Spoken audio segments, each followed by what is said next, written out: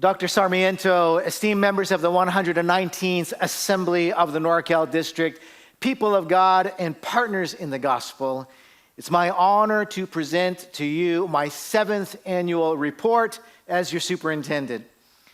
Our assembly theme this year is perfect love, and I can think of no better words to describe our most deeply cherished belief in the sanctifying grace of God in our lives, nor a more hopeful or relevant message for the world today. Every year we gather to reflect on what is happening in our world and in our district, how God is moving, what God is saying, and the work that God has called us to do. What is the cultural moment that we find ourselves in today? The COVID-19 pandemic is in the rear view mirror, and yet we continue to feel its impact in altered social dynamics, an increase in mental illness, and diminished trust in our institutions. The artificial intelligence revolution is going to have a massive impact on just about every sphere of human activity. Some think that AI is going to usher in a new golden age, and others think it will one day decide to kill us all. We are hurtling towards one of the most contentious presidential elections in modern history. Today, May 3rd, is day 799 of the war in Ukraine. Over 33,000 Palestinians have been killed in Gaza, including 14,000 children. We continue to fight over human sexuality, gun violence, racial justice, immigration policy, abortion rights, criminal justice reform, creation care, healthcare access, public education, economic inequality, and political ideology. The rich keep getting richer, the poor can't seem to catch a break. Everything's getting more and more expensive. There are days it feels like the world is on fire, and we are all tired. Earlier this year, Harvard Business Review published a special issue entitled, "How to Lead When Everyone's Exhausted." That feels like a fitting question. Whether you lead a church or a district, a department, a business, a club, or a family. We want to help people know and love and follow Jesus. We know the world is changing and that the church needs to adapt. It feels hard to get people's attention these days or to ask them to commit to anything. How do you lead when everyone is exhausted? What does faithful and fruitful ministry look like in an age of anxiety, disruption, and burnout? What does God have to say to us and through us at such a time as this? We'll come back to that in a moment, but first let's look at what's happening on our district. We continue to hold steady at around 90 missional communities that worship in 18 languages, consisting of 52 organized churches, 34 parent-affiliated congregations and church-type missions, and 4 Nazarene Compassionate Ministry Centers. The full membership of the churches on our district is currently 5,133 people. In terms of total average weekly worship attendance, in-person attendance grew slightly last year by 2%. Online attendance grew by 13%. And so put together, total average worship attendance rose for the second year in a row by almost 5%, from 3,705 to 3,879. But that includes online viewership, which is hard to track in any meaningful way. So in-person attendance is still one of the best ways to measure engagement, and that has fallen by about 25% since before COVID, continuing a roughly 30-year pattern of decline. Our other statistics are encouraging. We saw an increase in 3 key metrics last year: new members, conversions, and baptisms. We received 432 new members into the Church of the Nazarene compared to 310 the previous year. 309 people gave their lives to Christ thanks to the witness and ministry of our churches compared to 258 the year prior. And 200 people were baptized in our churches last year. That's the highest in 8 years. Now, we celebrate this good news. At the same time, we should acknowledge that 23% of our churches did not receive any new members, 28% reported no conversions, and 54% did not baptize anyone last year. So we ask, Lord, would you help us to fulfill our primary mission to help people know Christ and to baptize them in the name of the Father, Son, and the Holy Spirit, and teach people to obey everything that Jesus has commanded us. Total church income received by our churches last year grew by almost 32%. Income from tithes and offerings grew to about $6.5 million. That's a 5.6% increase over the previous year. But income from other sources, that's rentals and investments and grants, that more than doubled to over $4.2 million. And total investment in dollars invested in the mission of the church was about $12.5 million. That's compared to about $8 million the year before. So we're investing a lot in mission. And we saw growth in all of these areas compared to the previous year, and that is something to celebrate. But we continue to live in very challenging times.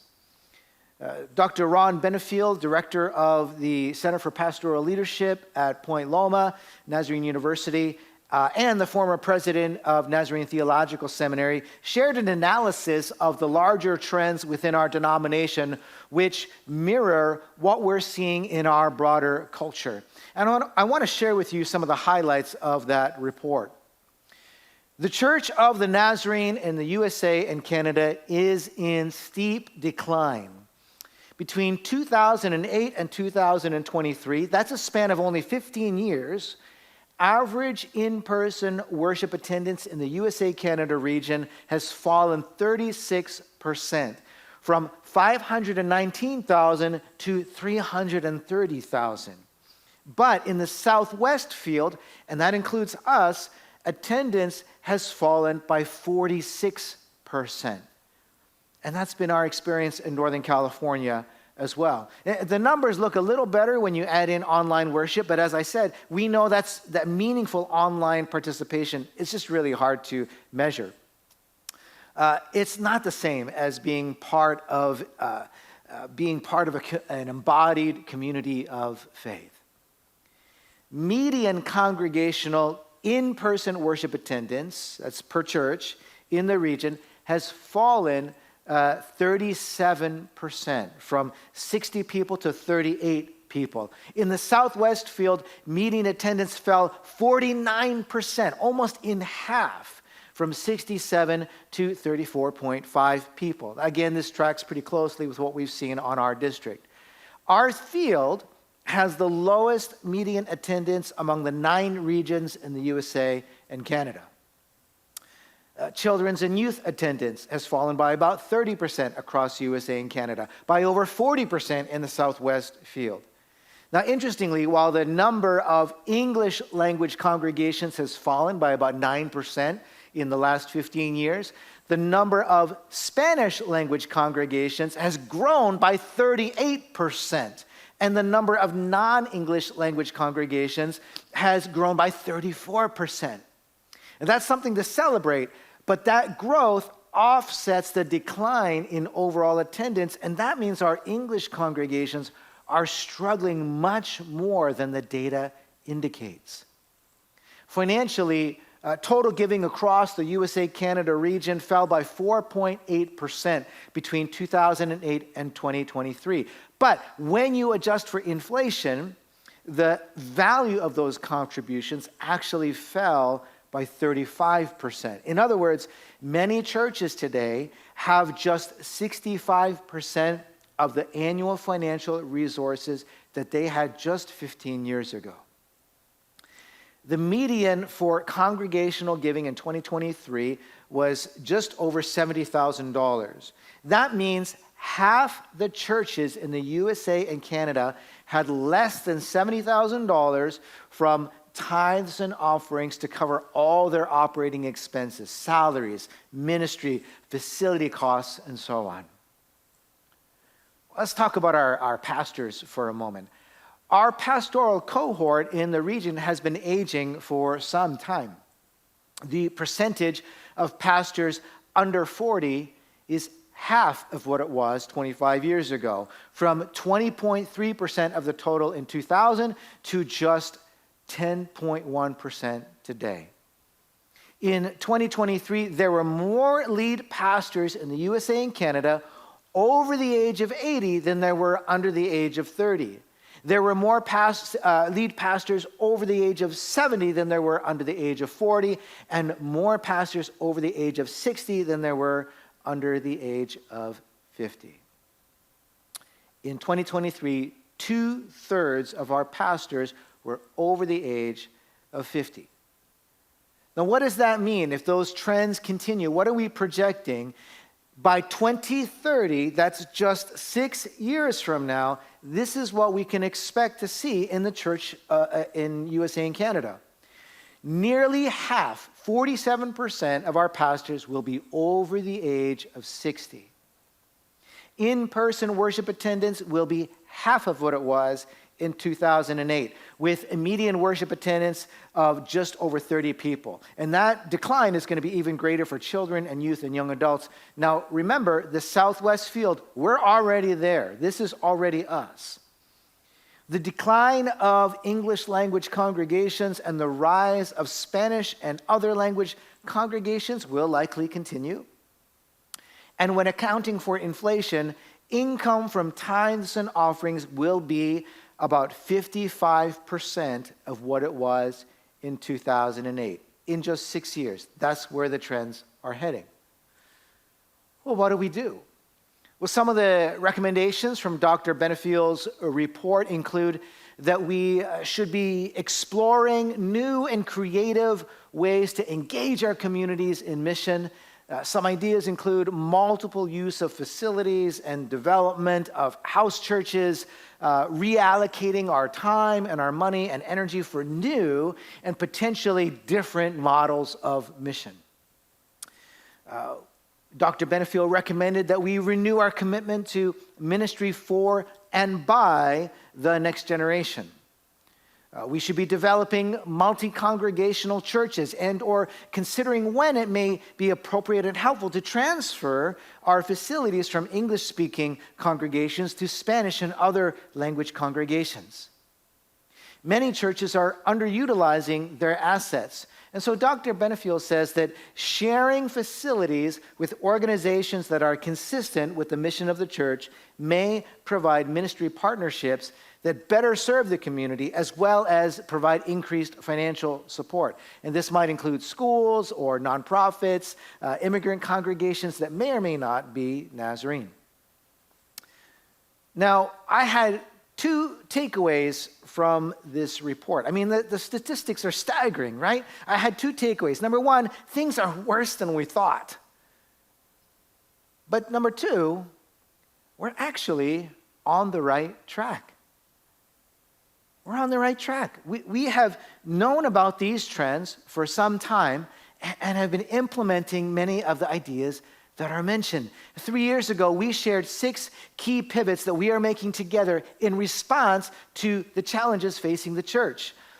These priorities were the result of many hours spent in prayer and conversation and learning alongside our pastors and our partners. I didn't go off into some cave or up into the mountain and come down with tablets and say, this is what we should do. These came out of conversation with our people, discernment with God together.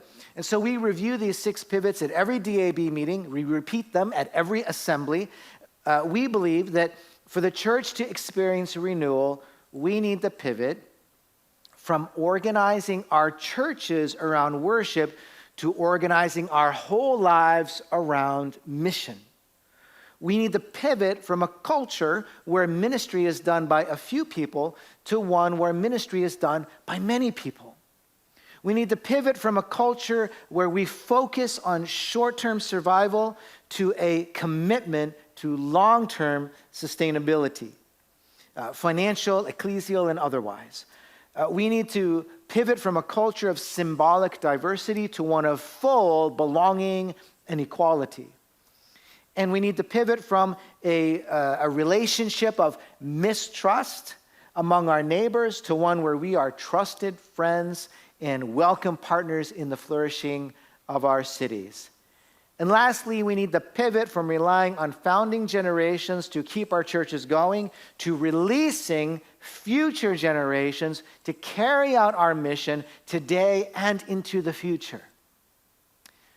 Our people have been giving sustained attention to all 6 of these pivots.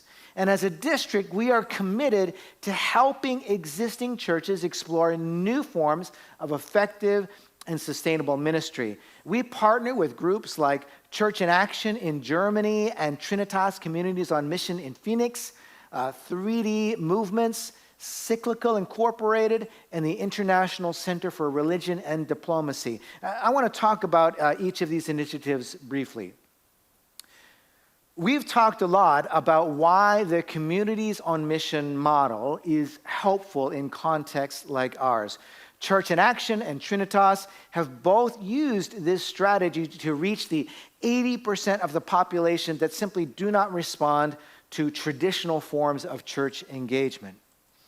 A community on mission is a group of believers that are called to a people or a place or a purpose in order to bring heaven on earth. Some real-life examples have included offering a weekly playtime for children in a refugee community, starting a drop-in center for women who are victims of sex trafficking, teaching ESL classes to immigrants in a public park, becoming a regular part of a CrossFit community, and even starting a School of Rock franchise. I love these creative ideas. Many of our churches have been through Communities on Missions training, but this year, God is bringing experienced Communities on Mission practitioners to us. We're so excited that God has led Pastor Danny and Taylor Atkins, along with Pastor Robert and Crystal Stoser, to join us in NorCal. God used these 2 families to build Church in Action's network in the city of Mainz, Germany. And we believe that God can and will do a similar work here. The Atkinses and the Stosers will be helping to lead our Santa Clara and Cupertino New Life churches in reimagining their mission in the South Bay. We also continue to work with 3D Movements, which helps churches build a discipleship culture. Some churches that have been coached by 3DM include Eureka First Church, Santa Rosa, Pittsburgh, San Francisco Chinese Church, Napa Living Vine, and Santa Clara. Pastor Steve Birdie up in Eureka said, 3DM has changed the way that Eureka Church of the Nazarene makes disciples for Jesus. Using 3DM tools, we are developing confident disciple makers, Sunday school teachers, Celebrate recovery leaders, and people who live on mission. Our church has a renewed passion to invite men, women, and children to know Jesus. Over in Santa Rosa, Pastor Rick Bassett said, 3DM coaching has given us confidence that there is a way to make disciples who make disciples.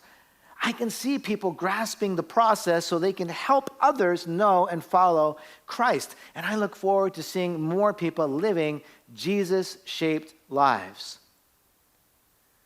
Cyclical Incorporated helps mid-level adjudicatories in various denominations build church planting ecosystems and infrastructure. And in the past 10 years, they have helped create 22 networks in 10 countries, and developed 1,150 leaders who have planted over 95 churches. This year, we are going to be hiring a cyclical director to help us identify, develop, and deploy church planters and missional innovators throughout our district. Thanks to a generous donor, we have also hired a part-time community engagement coordinator who's going to facilitate the expansion of compassionate ministry in our churches. We plan to provide training in grant writing, donor development, and finding community partners. We're going to create an umbrella 501c3 organization that local churches can affiliate with to alleviate some of the administrative burdens of operating a nonprofit. But we can also walk churches through the process of creating their own entity.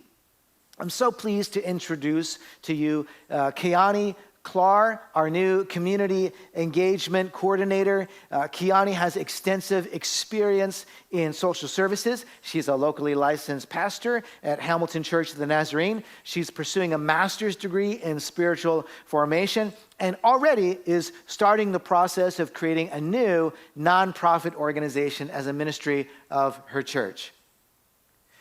We believe that Christians are called to the ministry of reconciliation. Jesus said, "Blessed are the peacemakers, for they will be called children of God."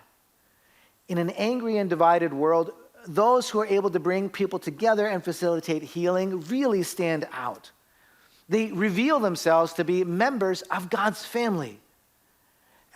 The Lord has given us an opportunity to partner with the International Center for Religion and Diplomacy. ICRD's mission is to transform conflicts by making faith part of the solution. They are official consultants to the United Nations, and they work to promote tolerance and resolve conflicts and mitigate religious extremism in places where traditional diplomacy and military intervention just are not enough. And thanks to a special grant, ICRD is offering their world-class peace-building training to the NorCal district. We've already had a group of Spanish-speaking pastors go through the training, and you're going to hear more about our partnership with ICRD later today. We continue to work with Nazarene institutions like Nazarene Theological Seminary, the Center for Pastoral Leadership at Point Loma, Seminario de las Americas in Costa Rica, the Nazarene Foundation. We support ministries like Wesleyan Holiness Women's Clergy and Nazarenes for Creation Care. Locally, our churches have partnered with Transforming the Bay with Christ, Redwood Gospel Mission, World Vision, Hope Solutions, city and county government, public schools, and many other organizations. In tumultuous days like these, we believe that the church needs to be faithful, resourceful, hopeful, helpful, and credible. We need all the help we can get, and the world needs all the help that we can give. The district office exists to complement and assist the local church in the fulfillment of its mission, your mission. We are here to serve you by helping the church become what she needs to be and do the work that she needs to do in our time and our place. Now, the work that we are doing is not glamorous. It's not easy. Anyone who claims they have a quick fix for the challenges in our area they're either being dishonest or they just have no idea what it actually is like to serve here. We're farming in what feels like very tough soil sometimes, often with very few people and resources. Mission often feels slow and difficult, but it can also be exciting and creative and meaningful and even invigorating. We're all tired, but God has not and will not ever leave us or forsake us. God is with us if we are with God.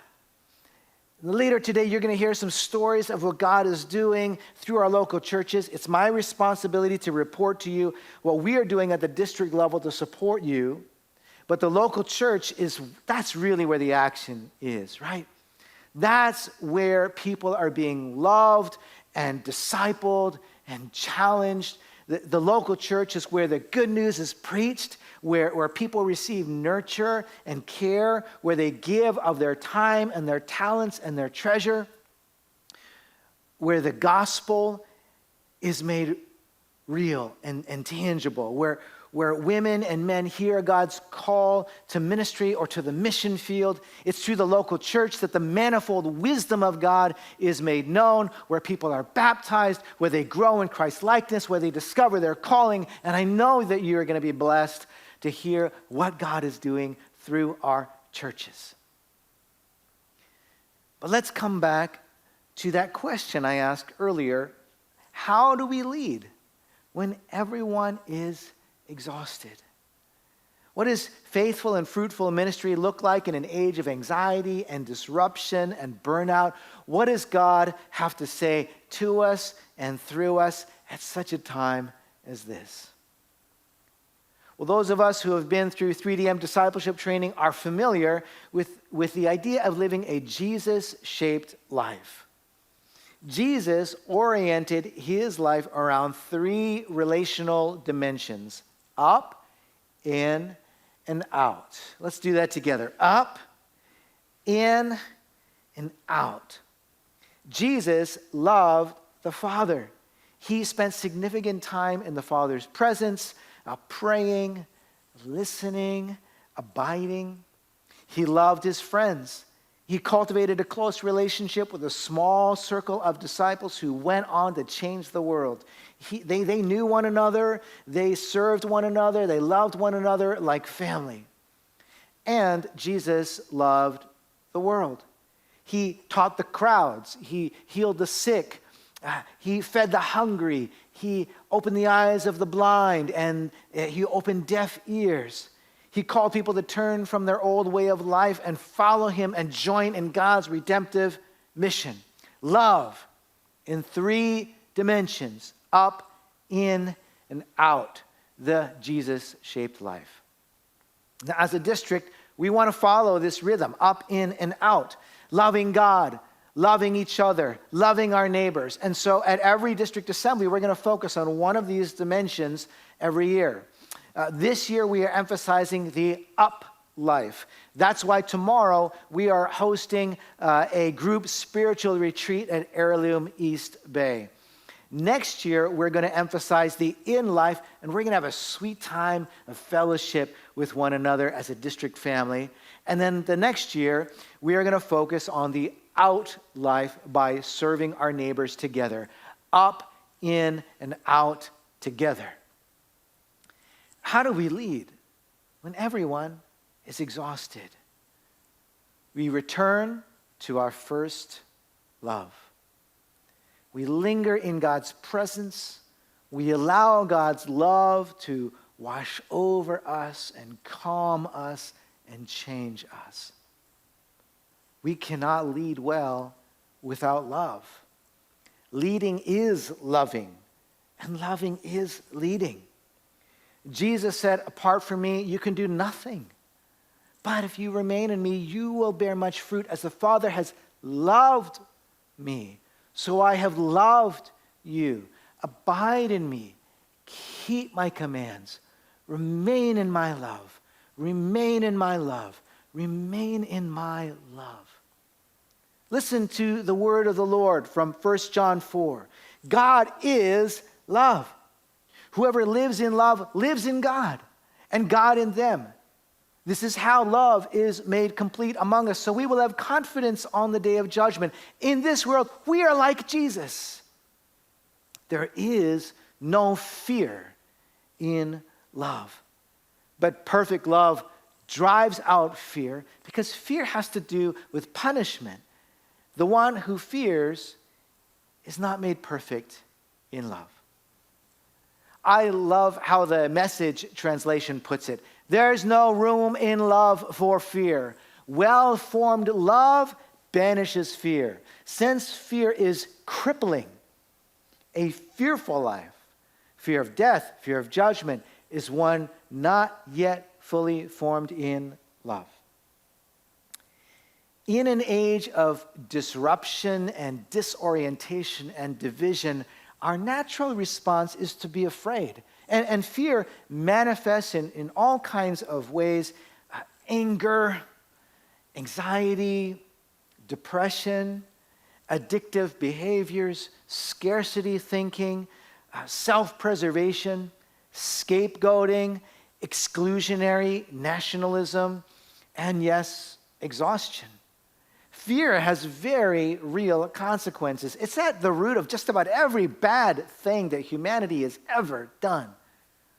Fear leads us to make bad decisions and to hurt people. Fearful Christians make very poor witnesses. They make poor pastors. They make poor leaders. The opposite of love is not hate. It's fear. But the perfect love of God drives out fear, both in us and in the world. And as we are formed by the love of God, we begin to embody that same love towards others. We become more joyful, more peaceful, more patient, kinder, gentler. Who have been healed by God's love are able to facilitate healing in our communities. This work of grace goes by many names in our tradition: entire sanctification, Christian perfection, heart unity, the baptism or infilling with the Holy Spirit, the fullness of the blessing, and Christian holiness.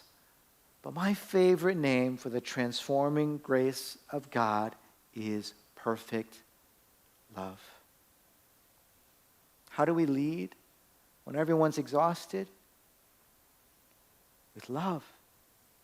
Holy, gracious, perfect love. Friends, let us lean into the loving presence of God until we are filled with it, until we are changed by it, until God's love spills out of us into the lives of everyone that we encounter. This is God's gift to us. It is our gift to the world. Perfect love.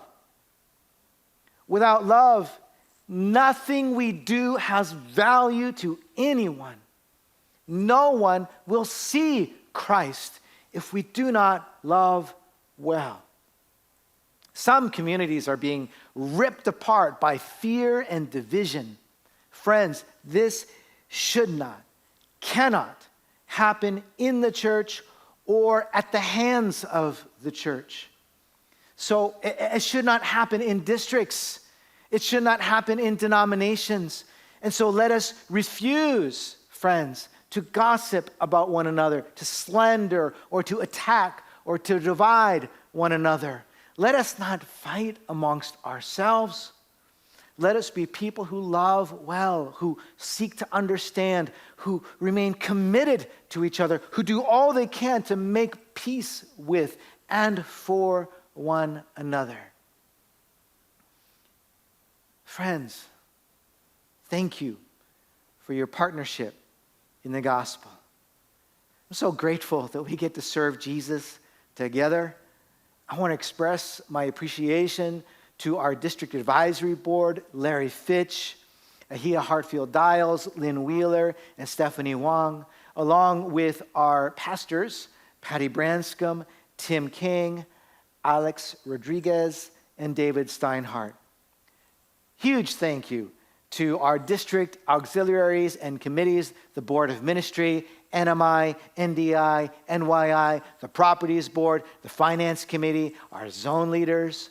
We have an amazing staff: Christine, Al-Marie, Aaron, Christy, and Esther. Thank you so much for serving our pastors and our churches so well.